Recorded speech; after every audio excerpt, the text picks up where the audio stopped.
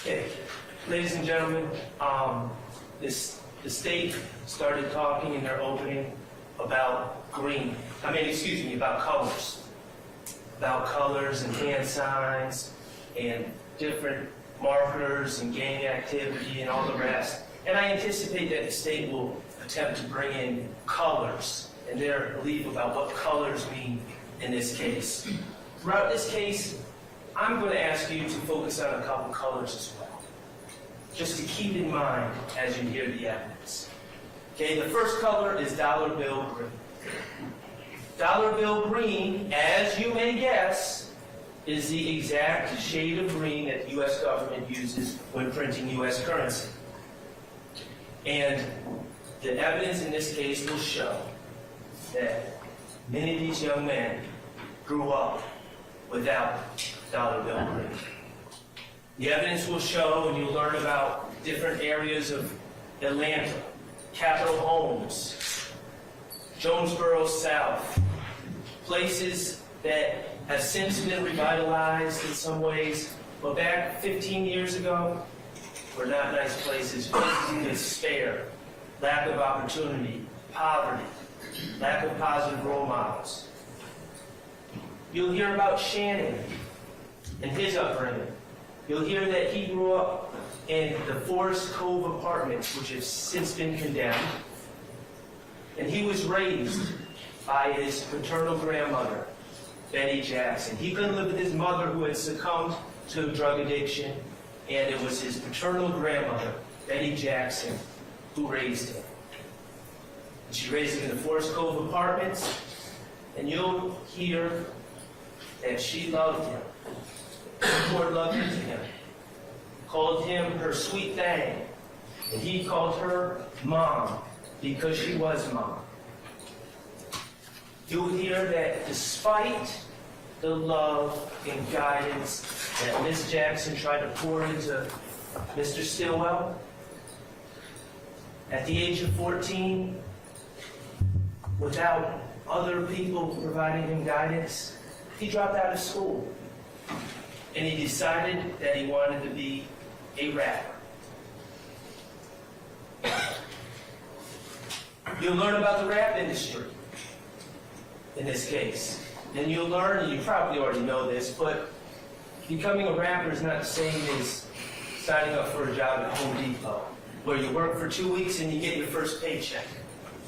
When you're chasing superstardom in the rap game, those paychecks might not come for a long time. And sadly, they may not come at all. It might be a dead end to nowhere.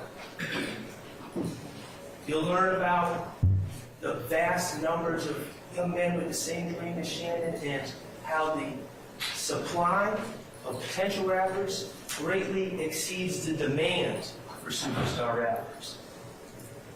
That was really a bad occupation to try to get into when it really comes down to it. But Shannon was 14.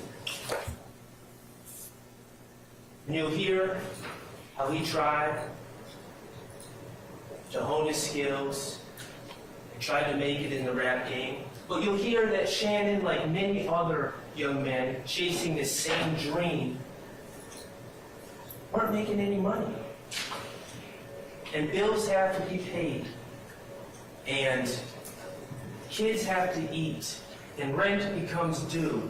And in this case, and we're not going to hide from it, the chase of dollar bill green turned into a different shade of green for Shannon and many others. That type of green, that shade of green is called bud green, which is actually a color. You can paint your house bud green. But in this case, of course, bud green stands for marijuana. And you'll hear how Shannon, trying to make it in rap, sold marijuana. The state has alleged in their overt acts, okay? These are acts that they claim prove that there's some RICO conspiracy afoot. You'll hear that on August 23rd, 2013, Shannon was charged with possession of marijuana with intent to distribute approximately 1 ounce over 10 years ago. And you'll hear that he pled guilty and did his time. You'll hear that in 2015, in July of 2015, he was charged with possession of marijuana with intent and possession of a firearm. And you'll hear he pled guilty, took responsibility, did his time. You'll hear that in September 25th of 2019, he was arrested and charged with possession of a firearm.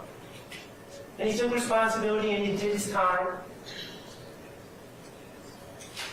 We're not hiding from the fact that Shannon Stillwell has sold drugs.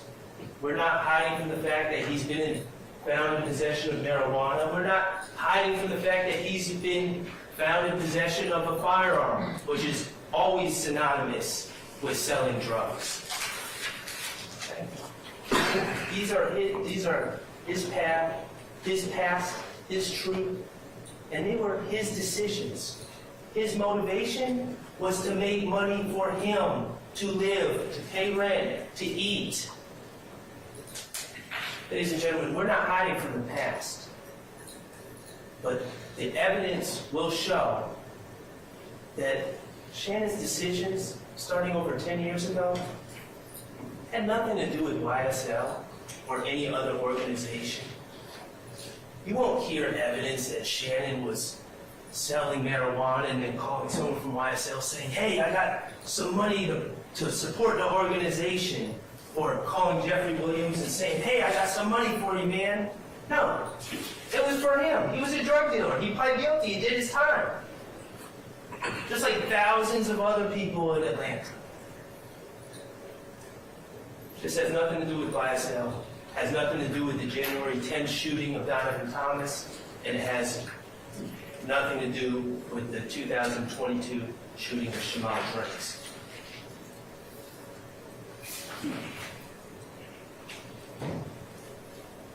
On count 1, on this indictment, the state charges Shannon Stillwell with conspiracy to violate the RICO Act.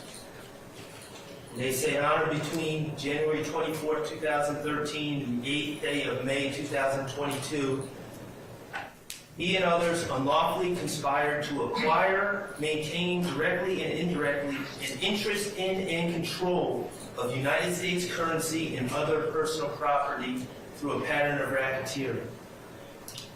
The state in their opening said, further the interests of YSL, further their goals.